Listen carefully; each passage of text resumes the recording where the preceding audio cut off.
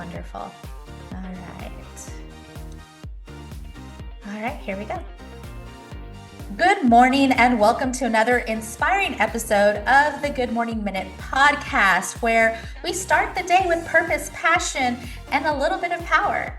I'm your host, Angelina Mojica, and today's conversation is a part of a special series in partnership with Empower Her Steps virtual conference, a movement rooted in helping women rise, heal, and walk boldly into the life God has designed for them. Our mission is simple but powerful, empowering life purpose, because we believe that when a woman finds clarity in her calling, everything changes for her family, her community, and for generations to come. So friends, grab your coffee, take a deep breath, and get ready to be uplifted as we dive into real stories, honest lessons, and bold steps towards purpose with today's incredible guest, Kathy. Hi, Kathy. Welcome to the show. Go Hi. ahead and introduce yourself to our listeners. Hello, everyone. Good morning. I'm Kathy Stowell. I feel very blessed to be here and have a fun conversation and talk about these very important and inspiring journeys we all go through. Absolutely. So, just to get things started, Kathy, I like to start with a light and fun icebreaker. Oh, What's your go-to morning drink? a triple shot breve. So breve Okay. is like a latte, Uh, but it's made with cream instead of milk. okay. I love it Mm. so much that I actually bought a miniature cow so I can have super fresh breves in the morning. Wonderful. Well, I'm a coffee drinker. I try to limit myself to 1 cup a day, but it's not even really coffee because I prefer more cream than coffee, anyways. So Exactly. I lean on the sweeter side of things, I guess you could say. So let's go ahead and start jumping into our topic. So we're talking about pain to purpose. What was a defining moment of pain or challenge in your life, and how did it impact you? Sure. So in relation to my purpose, probably the challenge was when I was a new mom.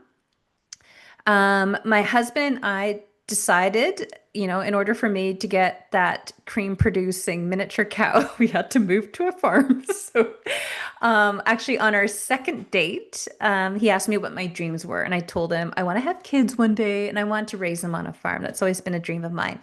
And so we purchased land. Soon after that, we started seeking and we found 7 acres we fell in love with.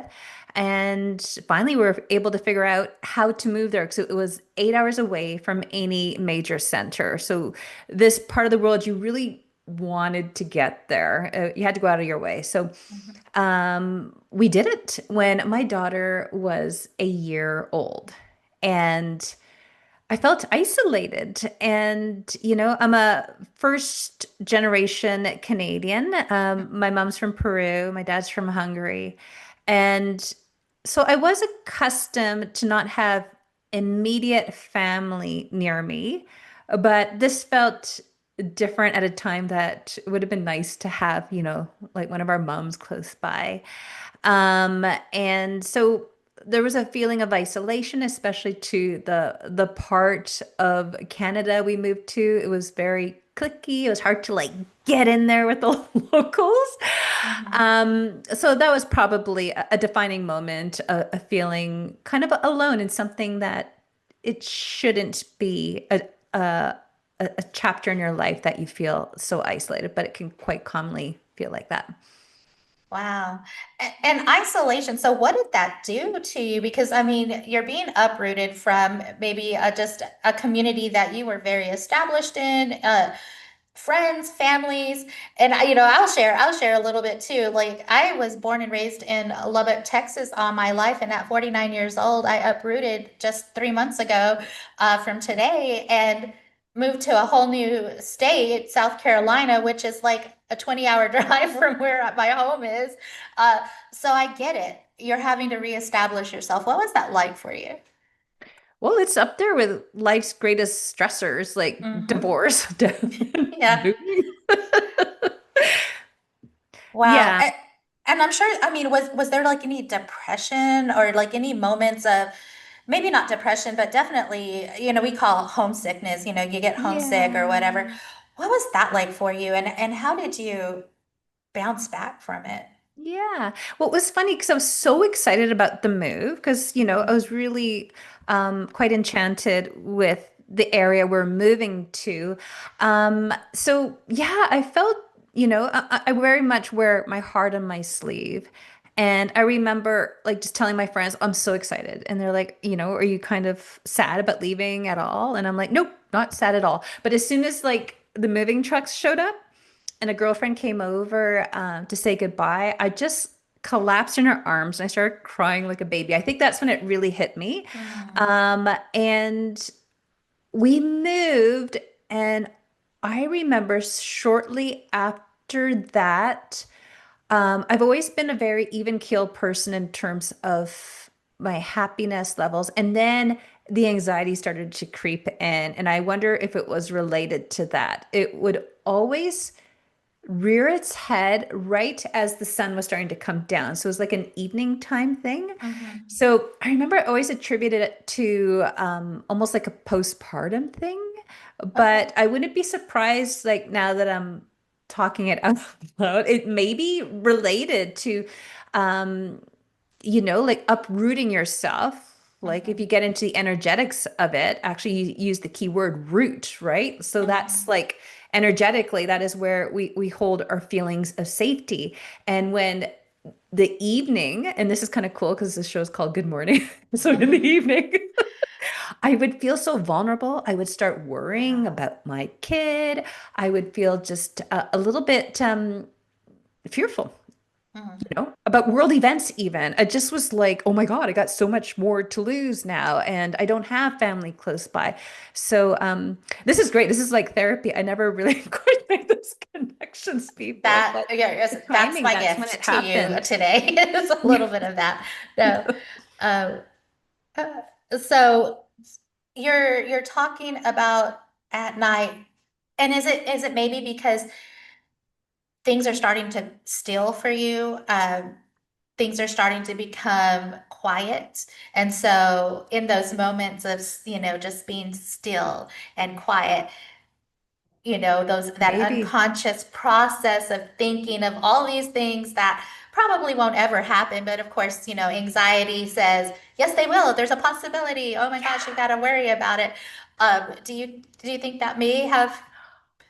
I wonder, like I'm much better now. It was kind of like the start of my anxiety journey, and um kind of recently have gotten over it, like knock on wood. I'd knock on wood, but I don't want my dogs to start barking. Very gently knocking on wood. Um and I always associated with if my daughter would get sick, if she Uh, would like catch a cold even, I would just my brain would like spiral into, oh my God, what if this is the beginning of something like really serious? So it was actually health anxiety. And I've worked with a naturopath over the years to kind of nip mhm. it in the bud. And I know she like wrote a note to my normal doctor just saying, Kathy has health anxiety. So everyone talks to me very gently when it comes to any medical stuff that comes up, which is Uh-huh. really sweet. But it was always like I remember just always kind of praying like the sun's gonna come up, everything's gonna be fine once the sun comes up. And I wonder if that's part of the reason I'm such a morning person. Like I love Okay. getting up early. Like even this morning, my kids are like 20 and 16 now. Uh-huh. I just love hearing the birds out in the morning. I just feel like, okay, the world is at peace. So yeah, I remember back in those days, there's just something I noticed right when we would sit down to dinner. That's when I remember that if I had an appetite, I would be so grateful because that mean there was no anxiety. But if I sat down Wow. and if I wasn't compelled to eat, then I would be like, oh shoot. I hope I'm not having it. I called it an episode because then I just would have no appetite, and Yeah. it just wasn't going to be a fun evening. And I can imagine it's like, some people like I have anxiety, and I would say within the normal confounds of anxiety, Yeah. which is typical for, Yeah. people. But I can just imagine like that multiplied by, I don't know, times 50, I don't know. But it's, to constantly be worrying that it's impacting your ability to eat and Hmm. whatever, sleep and all those things at night. Wow. So, Kathy, when did you begin to sense that there was going to be purpose through this Yeah. thing that you're experiencing? When did you begin to sense that? Yeah, for sure.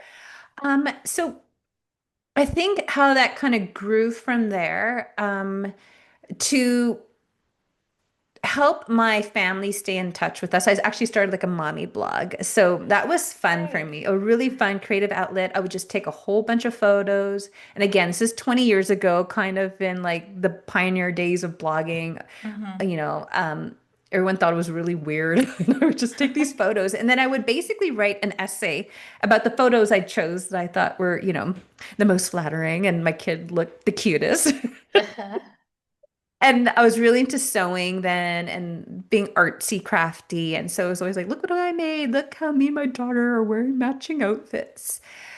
Um, and then I just started kind of reflecting in those posts. And I started sharing that what was really, because people were asking me questions such as like my Hmm. followers, like how is it that you're so prolific throughout the day? Because then we started that hobby farm, and as my daughter grew, we were homeschooling her, and I started opening up Etsy shops. Hmm. And they're asking me, how were you so prolific? And I started paying attention to what helps me stay productive and also be present for my kid. And eventually my son came along 4 years later. And I sat with that question and I came up with some pillars. And the first one was the importance of self-care for me. So it was just about finding stillness and breathing through any like voices that might Wow. creep up. Yeah. But sleep was a huge one for me and having some movement. So I was tuckered in the evenings. And for me, my naturopath, like my husband's very supportive of me. Like she's like my counselor to this day. Like we've been working together for a long time. So she knows me quite intimately and what my hangups are. Another part contending with it was like, you know what, that creative outlet, like stay, diverting that attention to creativity. So, a Uh-huh. sewing project or something. It reminded me of what I feel like a superpower that women have, like making something from nothing, and then Hmm. honing that skill of problem solving and just kind of like nurturing that inner child, like having fun again and just coming back to that innocent time. And then I was thinking too, what else helps is just celebrating my values, like getting really clear about my values and finally simplifying my days, just really like slowing things down, Uh-huh. decluttering, allowing, being very sensitive to what I was allowing into my headspace too. So just Mm. paying attention to media and, because, I hear something in the news and oh my God. Yes. Yes. So how that ties in with my purpose, seeing how I was writing about these things and people were asking me questions, that's when I decided to become a coach. And I started supporting other moms going through similar challenges. Wow. And you know what? It's amazing that you say that because we have to experience it. I think a good coach, I mean, we don't have to, but for me anyways, my journey, experiencing a lot of what I work with others on, it helps me relate to maybe their worries, their barriers, and just their doubts, their self-doubts sometimes. Like, "Ah, I don't know if I can do this." No, you can. I did it. Hmm. Like, you can do Yeah. it for sure. Yeah. So I find that very encouraging for sure. Uh, Kathy, what helped you heal and grow through this season? Yeah. Actually, creating that community online, like, Mm, again, this is like it was only 20 years ago, but where we moved, for example, there was no high-speed internet. It was all like old school dial-up with the uh, sound effects and everything. uh-huh. My husband needed internet in order to do his work. So his company set us up with like a satellite dish, and it was funny because all our neighbors would like park on our driveway to like use their internet for free, and I would like come out with like triple shot lattes. I'm like, hey, want a coffee to go with that? Uh-huh. So um So yeah, so can you remind me of the question again? I don't know where I was going with that. Yeah, so the question was like, how did, or what was it that helped you heal and grow through Oh, your season? yeah, for sure. Yeah, so actually directing so creating that community online. So that was a really gorgeous journey in terms of how that grew. So I had that blog and there was conversations on there. People were leaving comments and I was answering. And then I started an email based on that blog. And then I wanted to connect with my followers. So I actually started offering sewing courses. That's how I began, Oh, like uh-huh. monetizing my blog. And the I called it the Backwoods Mama Sew Camp because I made all these outfits for all of us to be milking our cows and foraging in the woods and all these like really kind of like pioneer lady type outfits that were pretty cute. And these moms were sending me photos of the little outfits that they made, and it was the cutest thing on the planet. It's just like Wow. the look on their faces, they were just beaming and they were posing so cute. Their bloomers were putting like books back into their bookshelves.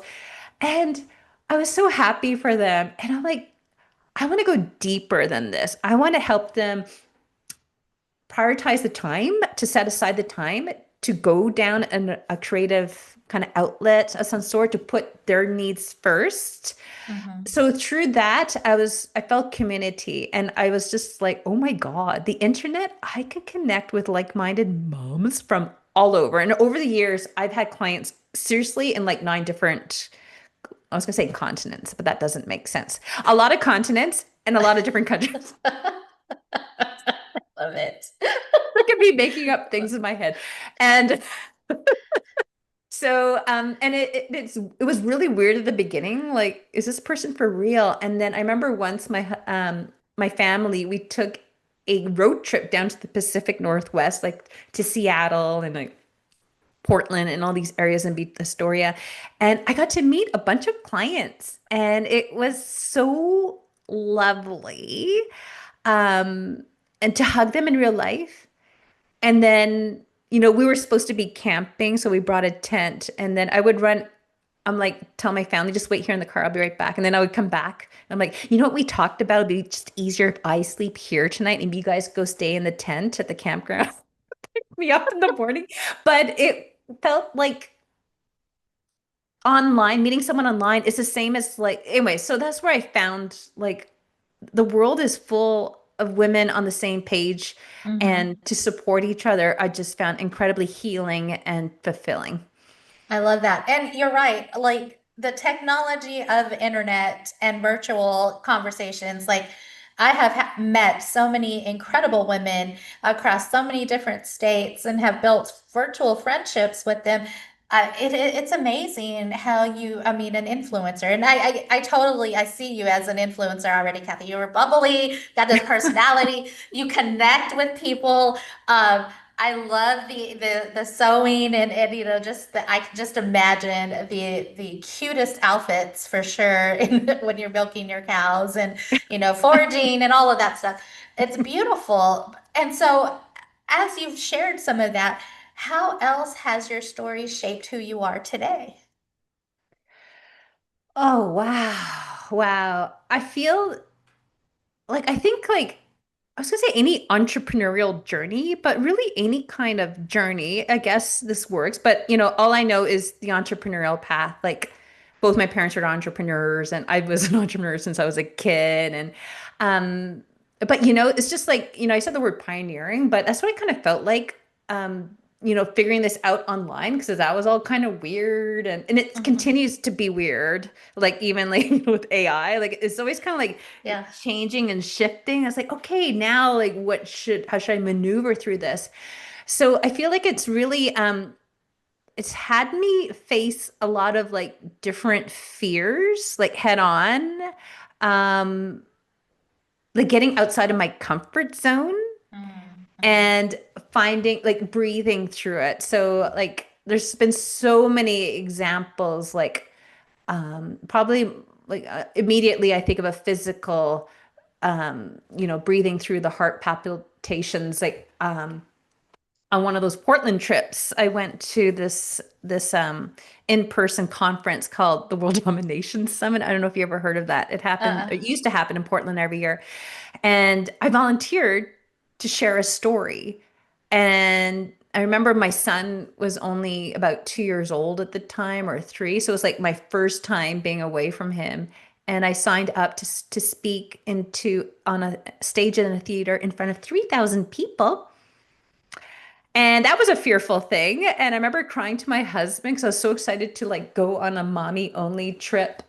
And I was like, why did I sign up for this? But I feel like it kept, there was part of like my business, but also like being like, like you put it, an influencer, which is cute because I never say that out loud. I don't consider myself that, but it's always kind of like exploring my edge of my comfort zone, like pitching myself for Mhm. podcasts and to like, my own podcast, creating new offerings, sending out an email. Like it's always like, a little bit of that anxiety, like I used to Mhm. feel like my heart, I always like my husband he's so laid back. Sometimes I have to like check his pulse. It's like, and we'll be watching a movie like back when my anxiety was bad. And I'm like, oh no. And I told him I could feel it start. It's almost like a machine, like this internal engine, like start this rotation, like deep in my belly.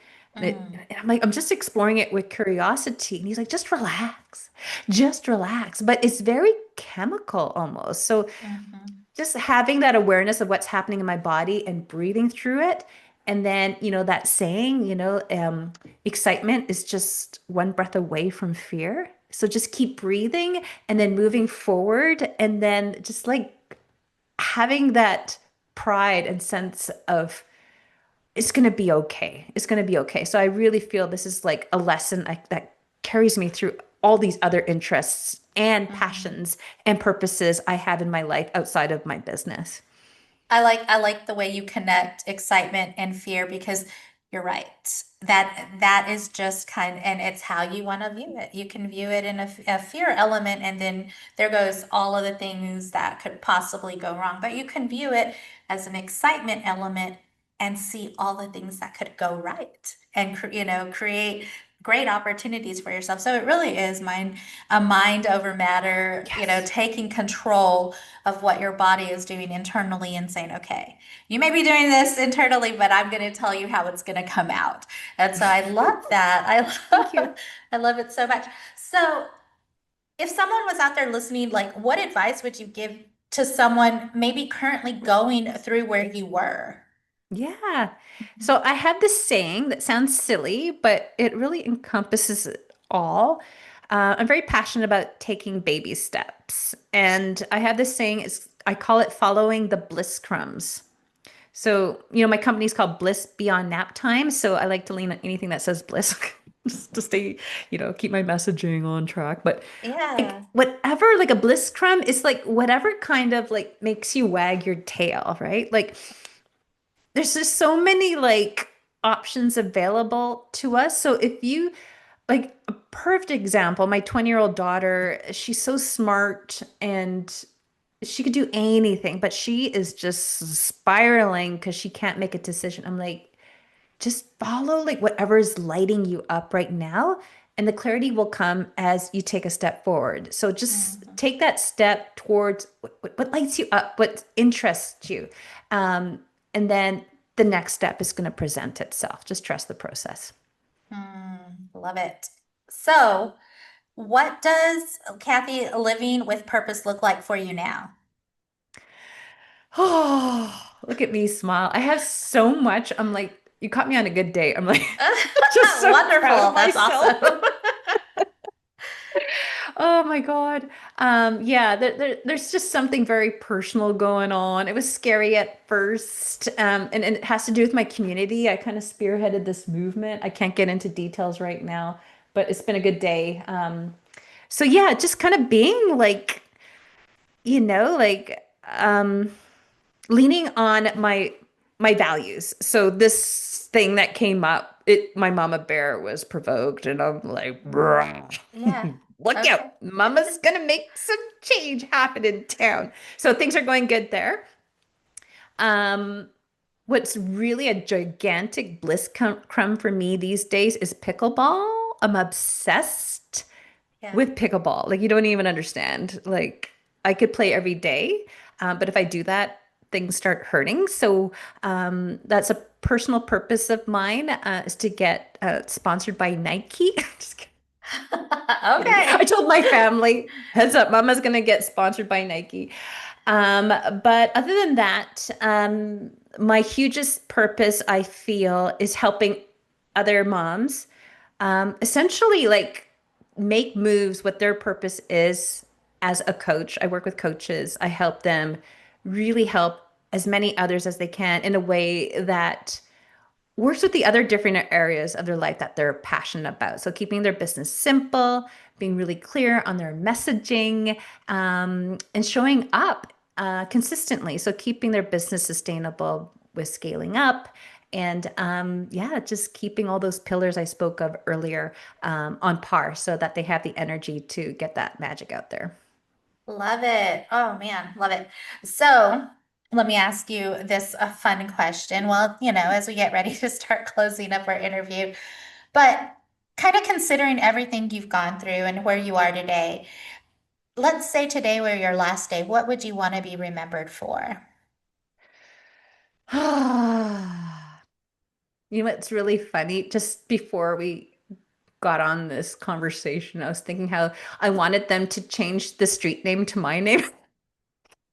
This thing that's happening. Uh-huh. But you know what?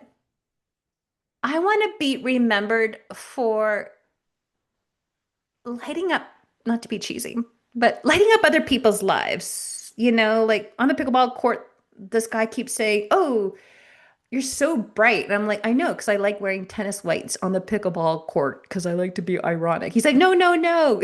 I'm like, oh, thank you. So I Uh-huh. like that. I love talking with people. I love connecting with people. I love trying to make people laugh and also like being helpful. So I hope I'm remembered for that.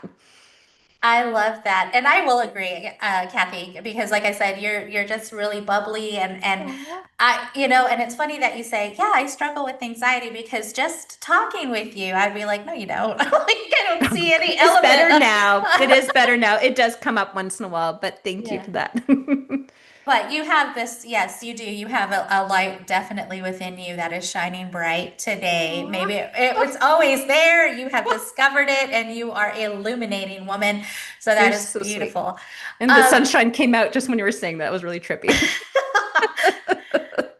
so let me ask you, if you could leave just one truth or maybe encouragement with someone listening today who's still trying to figure out their life purpose, what would it be? I have this as my screensaver on my laptop, if that's a word. When you close all the windows, it's this thing, the saying. It says, it's an Eleanor Roosevelt saying, and I swear to God, I had this for 10 years. Do something every day that scares you. Hmm. It doesn't have to be like put your life in peril, but just something.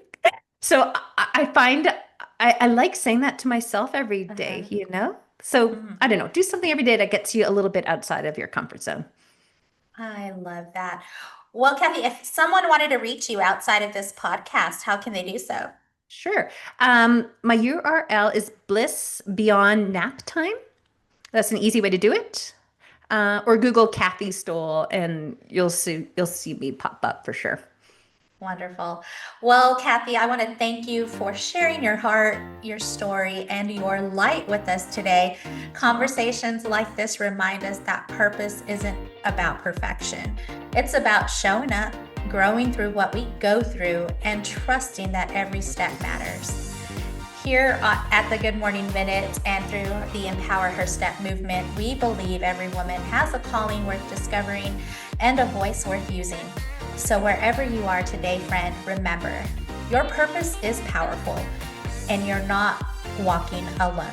Until next time, friends, I'm Angelina, and I encourage you to keep rising, keep trusting, and keep walking boldly into the life God designed for you.